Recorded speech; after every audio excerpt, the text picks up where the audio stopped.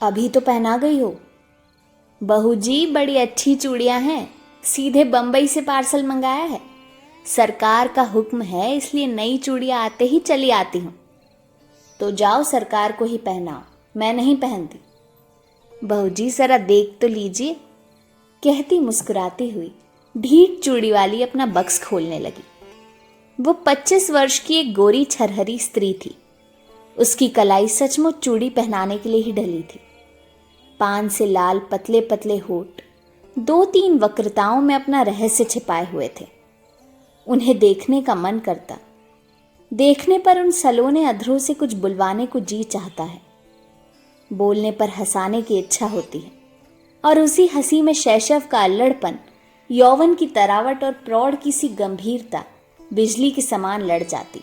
बहू जी को उसकी हंसी बहुत बुरी लगती, पर जब पंजों में अच्छी चूड़ी चढ़ाकर संकट में फंसाकर वो हंसते हुए कहती, एक पान मिले बिना ये चूड़ी नहीं चढ़ती, तब बहू जी को क्रोध के साथ हंसी आ जाती और उसकी तरल हंसी की तरी लेने में तन्मय हो जाती। कुछ ही दिनों से ये चूड़ी वाली आने लगी है। कभी कभी बिना बुलाए ही चली आती है और ऐसे ढंग फैलाती कि बिना सरकार के आए निपटारा न होता। ये बहू जी को असहाय हो जाता। आज उसको चूड़ी फंसाते देख बहू जी झल्ला कर बोली, आजकल दुकान पर ग्राहक कम आते हैं क्या? बहू जी आजकल खरीदने की धुन में हूं, बेचती हूं कम। इतना कहकर कई दर्जन चूड़ियां बाहर सजा दी। स्लीपरों के शब्द सुनाई पड़े। बहू जी ने कपड़े संभाले, पर वो ढीठ चूड़ी वाली बालिकाओं के समान सिर टेढ़ा करके ये जर्मनी की है, ये फ्रांसीसी है, ये जापानी है कहती जाती थी। सरकार पीछे खड़े मुस्कुरा रहे थे। क्या रोज नई चूड़ियां पहनाने के लिए इन्हें हुक्म मिला है? बहू जी ने गर्व से पूछा। सरकार ने कहा, पहनो तो बुरा क्या है? बुरा तो कुछ नहीं, चूड़ी चढ़ाते हुए कलाई दुखती होगी। चूड़ी वाली ने सिर नीचा किए कनखियों से देखते हुए कहा। एक लहर सी लाली आंखों की ओर से कपोलों को तर्क करती हुई दौड़ जाती थी। सरकार ने देखा, एक लालसा भरी युवती व्यंग कर रही है। हृदय में हलचल मच गई। घबराकर बोले, ऐसा है तो ना पहने। भगवान करे रोज पहने। चूड़ी वाली आशीर्वाद देने के गंभीर स्वर में प्रौढ़ा के समान बोली। अच्छा तुम अभी जाओ। सरकार और चूड़ी वाली दोनों की ओर देखते हुए बहू जी ने झुंझला कर कहा, तो क्या मैं लौट जाऊं? आप तो कहती थी ना कि सरकार को ही पहनाओ, तो जरा उनसे पहनने के लिए कह दीजिए। निकल मेरे यहां से, कहते हुए बहू जी की आंखें तिलमिला उठी। सरकार धीरे से निकल गए। अपराधी के समान सर नीचा किए चूड़ी वाली अपनी चूड़ियां बटोर कर उठी। हृदय की धड़कन में अपनी रहस्यपूर्ण निश्वास छोड़ती हुई चली गई। चूड़ी वाली का नाम था विलासिनी। वो नगर की एक प्रसिद्ध नर्तकी की कन्या थी। उसके रूप और संगीत कला की सुख्याति थी। वैभव भी कम न था। विलास और प्रमोद का पर्याप्त संभार मिलने पर भी उसे संतोष न था। हृदय में कोई अभाव खटकता था। वास्तव में उसकी मनोवृत्ति उसके व्यवसाय से प्रतिकूल थी। कुलवधू बनने की अभिलाषा हृदय में और दाम्पत्य सुख का स्वर्गीय स्वप्न उसकी आंखों में समाया था।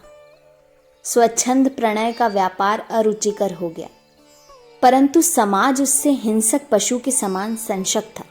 उससे आश्रय मिलना असंभव जानकर विलासिनी ने छल के द्वारा वही सुख लेना चाहा। यह उसकी सरल आवश्यकता थी, क्योंकि अपने व्यवसाय में उसका प्रेम क्रय करने के लिए बहुत से लोग आते थे, पर विलासिनी अपना हृदय खोलकर किसी से प्रेम न कर सकती थी। उन्हीं दिनों सरकार के रूप, यौवन और चारित्र ने उसे प्रलोभन दिया। नगर के समीप बाबू विजय कृष्ण की अपनी जमींदारी में बड़ी सुंदर अट्टालिका थी। वहीं रहते थे। उनके अनुचर और प्रजा उन्हें सरकार कहकर पुकारती थी। विलासिनी की आंखें विजय कृष्ण पर गड़ गई। अपना चिर संचित मनोरथ पूर्ण करने के लिए वो कुछ दिनों के लिए चूड़ी वाली बन गई थी। सरकार चूड़ी वाली को जानते हुए भी अनजान बने रहे। अमीरी का एक कौतुक था। एक खिलवाड़ समझकर उसके आने जाने में बाधा न देते। विलासिनी के कलापूर्ण सौंदर्य ने जो कुछ प्रभाव उनके मन पर डाला था, उसके लिए उनके सुरुचिपूर्ण मन ने अच्छा बहाना खोज लिया था। वे सोचते, बहू जी का कुल वधू जनोचित सौंदर्य और वैभव की मर्यादा देखकर चूड़ी वाली स्वयं पराजय स्वीकार कर लेगी और अपना निष्फल प्रयत्न छोड़ देगी।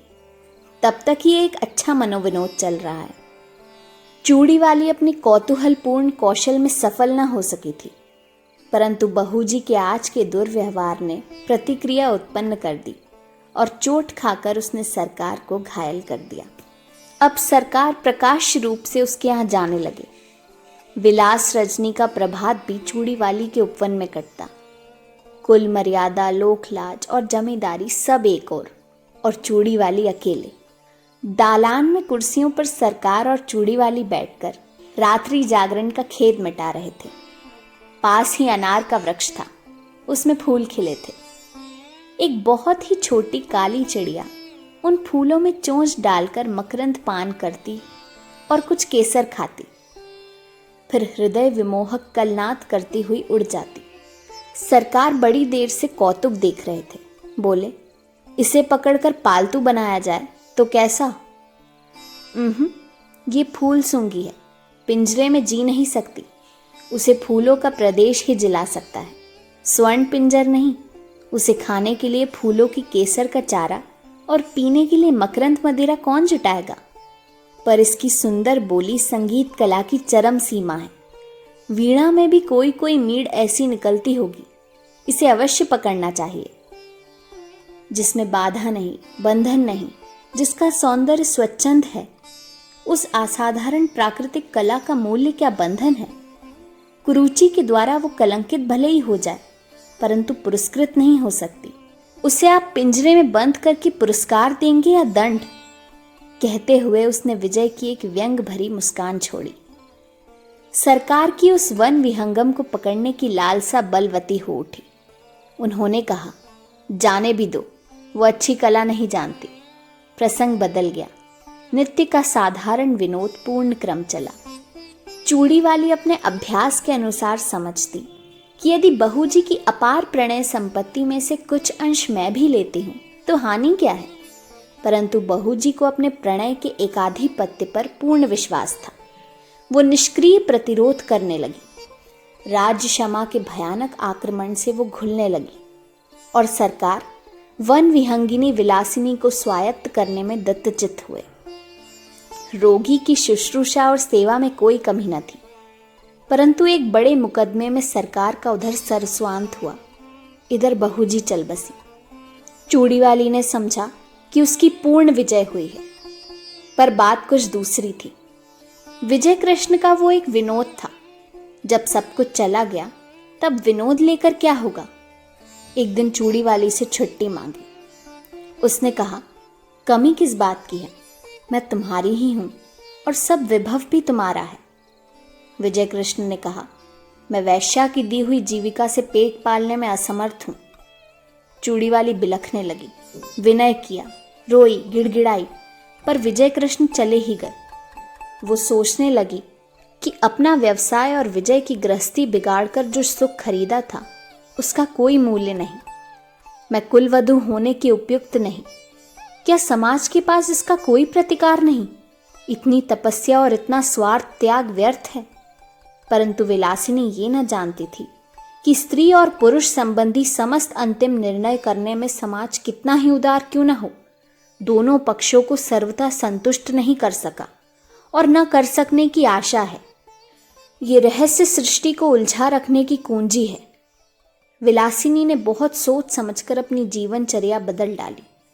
सरकार से मिली हुई जो कुछ संपत्ति थी उसे बेचकर पास ही के एक गांव में खेती करने के लिए भूमि लेकर आदर्श हिंदू गृहस्थ की सी तपस्या करने में अपना बिखरा हुआ मन उसने लगा दिया। उसके कच्चे मकान के पास एक विशाल वटवृक्ष और निर्मल जल का सरोवर था। वहीं बैठकर चूड़ी वाली ने पथिकों की सेवा करने का संकल्प किया। थोड़े ही दिनों में अच्छी खेती होने लगी और अन्न से उसका घर भरा रहने लगा। भिखारियों को अन्न देकर उन्हें खिला देने में उसे अकथनीय सुख मिलता। धीरे धीरे दिन ढलने लगा। चूड़ी वाली को सहेली बनाने के लिए यौवन का तीसरा पहर करुणा और शांति को पकड़ लाया। उस पथ से चलने वाले पथिकों को दूर से किसी कला कुशल कंठ की तान सुनाई पड़ती। अब लो नसानी, अब न नसे हो।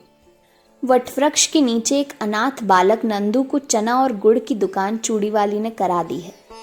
जिन पथिकों के पास पैसे न होते, उनका मूल्य वो स्वयं देकर नंदू की दुकान में घाटा न होने देती, और पथिक भी विश्राम किए बिना उस तालाब से न जाता। कुछ ही दिनों में चूड़ी वाली का तालाब विख्यात हो गया। संध्या हो चली थी। पखेरुओं का बसेरे की ओर लौटने का कोलाहल मचा और वटवृक्ष में चहल पहल हो गई। चूड़ी वाली चरनी के पास खड़ी बैलों को देख रही थी। दालान में दीपक जल रहा था। अंधकार उसके घर और मन में बरजोरी घुस रहा था। कोलाहल शून्य जीवन में भी चूड़ी वाली को शांति मिली, ऐसा विश्वास नहीं होता था। पास ही उसकी पिंडलियों से सिर रगड़ता हुआ कलुआ दुम हिला रहा था। सुखिया उसके लिए घर में से कुछ खाने को ले आई थी, पर कलुआ उधर न देखकर अपनी स्वामिनी से स्नेह जता रहा था। चूड़ी वाली ने हंसते हुए कहा, चल तेरा दुलार हो चुका, जा खा ले।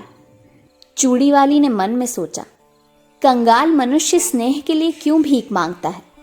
वो स्वयं नहीं करता, नहीं तो तृण विरोध तथा पशु पक्षी भी तो स्नेह करने के लिए प्रस्तुत हैं।